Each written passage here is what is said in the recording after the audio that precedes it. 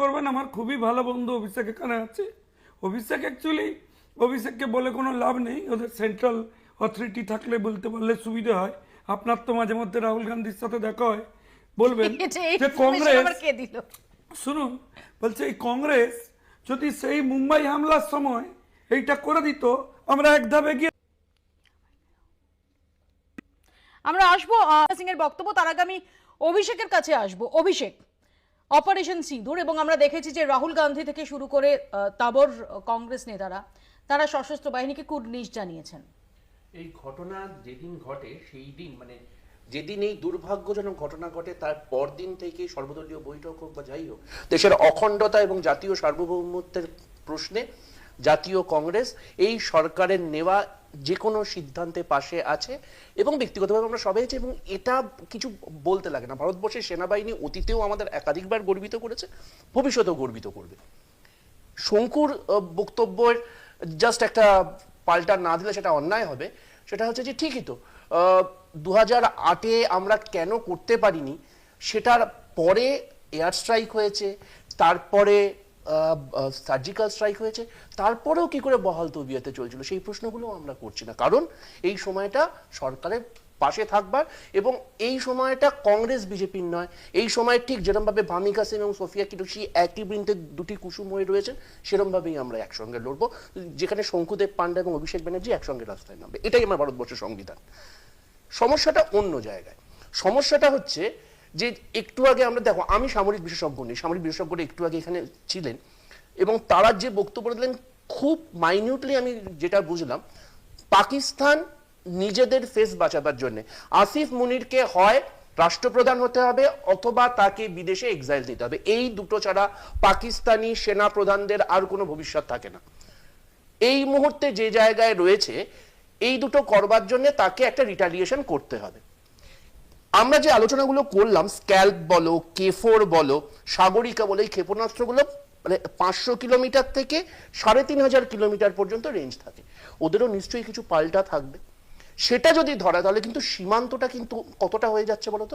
সীমান্ত কিন্তু শুধুমাত্র আর রাজস্থান থাকছে না, শুধুমাত্র পাঞ্জাব থাকছে না, উত্তরাখণ্ড, হিমাচল প্রদেশ, দিল্লি, আগ্রা, এমনকি হয়তো পশ্চিমবঙ্গের একাধিক জায়গা তার আওতায় চলে আসছে। সেখানে দাঁড়িয়ে যে কথাটা একটু আগে সেনা বিশেষজ্ঞ বললেন, আমাদের স্লিপার সেলগুলো যদি অ্যাক্টিভেট হয়ে যায় তাহলে কিন্তু সেটা স্বরাষ্ট্র মন্ত্রকের আওতায় থাকছে না, তখন থাকবে প্রতিরক্ষা মন্ত্রকের আওতায়। আমরা যে জিনিসটা পেহেলগাঁওয়ের ক্ষেত্রে দেখেছি যে স্বরাষ্ট্র মন্ত্রক এবং প্রতিরক্ষা মন্ত্রকের মধ্যে কোথাও সমন্বয়ের অভাব ছিল বলে জেকে পুলিশের ইন্টেল কিন্তু সেনাবাহিনীর কাছে পৌঁছয়নি। এবার যেন সে ঘটনা না ঘটে। এবার যেন আমরা চাইবো আমাদের জান মালের সুরক্ষার দায়িত্ব আমার ভারত সরকারের। আমরা শরীফ সরকারকে প্রশ্ন তুলতে যাব না, তাকে আমরা ভোট দিয়ে জেতাইনি।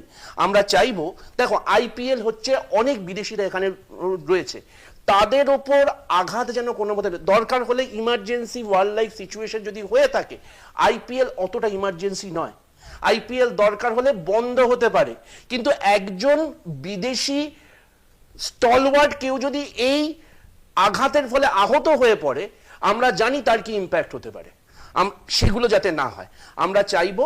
যুদ্ধ আমরা কেউ চাই না। আজকে গতকালই তুমি খুব সুন্দর একটা মানে এক্সে পোস্ট করেছিলে, নেটফ্লিক্স দেখে যারা যুদ্ধ নিয়ে রোমান্টিক হয় আমি তাদের ভেতর নই, কিন্তু ভারতবর্ষের অখণ্ডতা এবং সার্বভৌমত্ব রক্ষার জন্য যা যা সিদ্ধান্ত নেওয়া হবে তাতে আমরা পাশে আছি। আমরা কেউ যুদ্ধ চাই না, কিন্তু আমাদের সেই অধিকার আছে আমাদের সার্বভৌমত্ব রক্ষা করবার। এবার যে জিনিসটা আমরা আলোচনা করছিলাম যে আমরা মুসলিম বা আমরা সন্ত্রাসবাদী হিসেবে পাকিস্তানকে এক্সপোজ করে দেবো। মাসুদ আজহার হচ্ছে ইউএনওর শুধুমাত্র ভারতীয় তালিকাতে নয়, ইউএনওর তালিকাতে মোস্ট ওয়ান্টেড। এখানে মুসলিম প্রসঙ্গটা আসছেই না। না না না, মুসলিম আমি মুসলিম ব্রাদারহুড বলছি। সন্ত্রাসবাদীদের নিকেশ করা হবে, সন্ত্রাসবাদীদের খতম করা হবে। মুসলিম ব্রাদারহুডটা এই কারণে বললাম যেহেতু উনি তুর্কমেনিস্তানের কথা বলেন। সিঁদুরের লক্ষ্য মুসলিম আর মুসলিম ব্রাদারহুড এক নয়। মুসলিম ব্রাদারহুড অ্যাকর্ডিং টু ইউএনও হচ্ছে সেটা সেই সন্ত্রাসবাদী সংগঠন যারা তুর্কমেনিস্তান, যার ভেতর পড়ে, যার ধাত্রীভূমি হচ্ছে পাকিস্তান।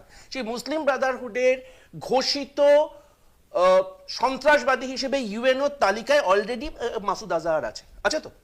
তাহলেও কি করে আজকের দিন পর্যন্ত পাকিস্তান স্যাংশন পায়?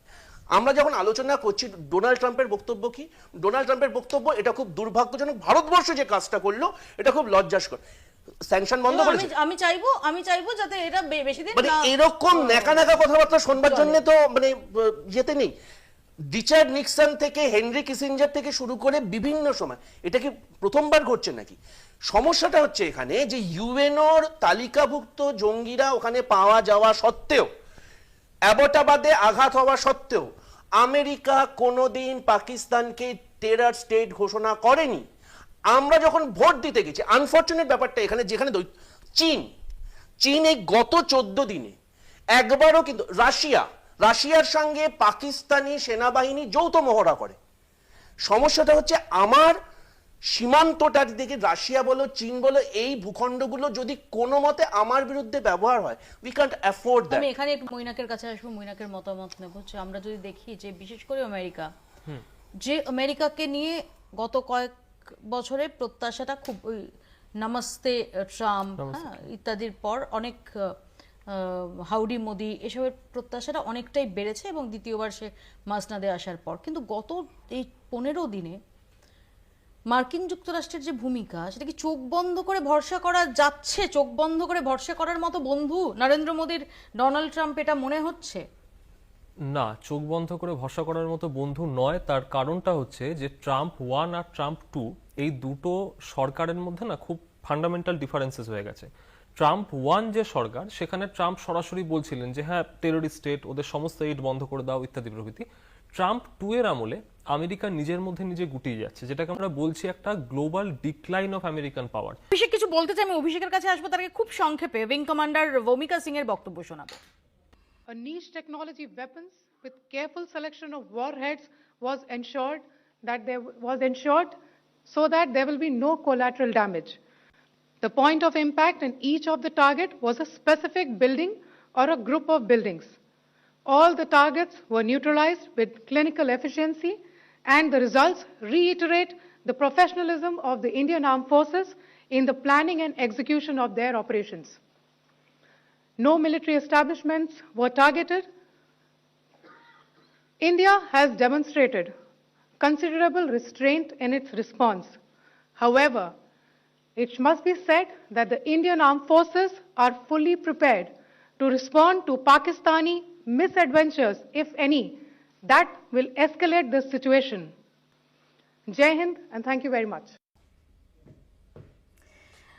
উইং কমান্ডার ভূমিকা সিং দর্থহীন ভাষায় বলে দিলেন যে কোন ক্লিনিক্যাল এফিসিয়েন্সিতে এই অপারেশন সেটাকে এক্সিকিউট করা হয়েছে, যাতে নির্দিষ্টভাবে যে জঙ্গি ঘাঁটি সেই টার্গেটগুলোকেই নিউট্রালাইজ করা হয়েছে, কোনোভাবে কোনো কোল্যাটারাল ড্যামেজ যাতে না হয় সেজন্য সচেতন ছিল। কোনো মিলিটারি ইনফ্রাস্ট্রাকচার তাকে টার্গেট করা হয়নি। কিন্তু কোনো রকম যদি এসকালেশনের লক্ষ্যে কোনো রকম পাকিস্তানি মিসঅ্যাডভেঞ্চার হয়, তাহলে সশস্ত্র বাহিনী সম্পূর্ণ প্রস্তুত তার মোকাবিলা করতে, তার জবাব দিতে।